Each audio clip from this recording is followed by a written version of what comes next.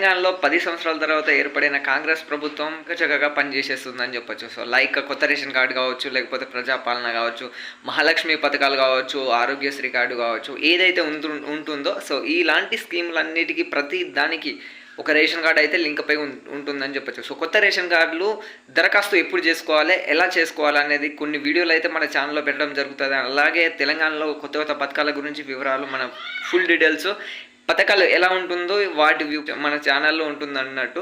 So ఎవరైతే first time చూస్తున్నారో మన ఛానల్ని ప్లీజ్ సబ్స్క్రైబ్ చేసుకోండి.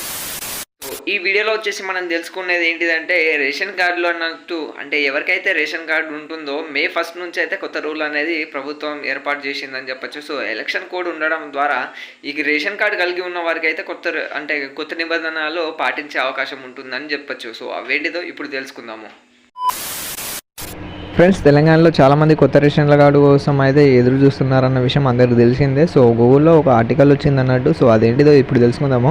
సో కొత్త రేషన్ కార్డు కోసం వస్తున్నాయి అని చెప్పేసి ఒక ఆర్టికల్ అయితే వచ్చింది. రేషన్ కార్డు మరియు ఆధార్ కార్డులో మీ సమాచారం అనేది అప్డేట్ చేయించడం ఇలానో ముఖ్యం అని చెప్పేసి ఉంది.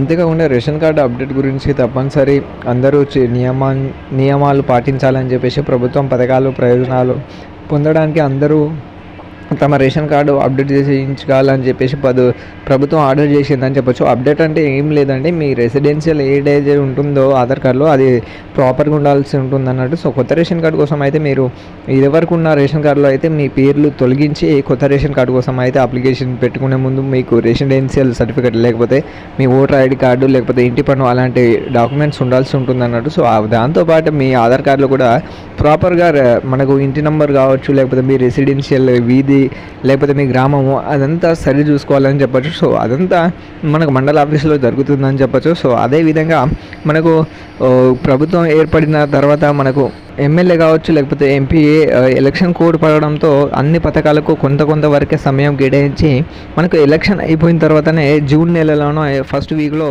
ఈ కొత్త రేషన్ కార్డు సంబంధించిన అప్డేట్స్ రావచ్చు.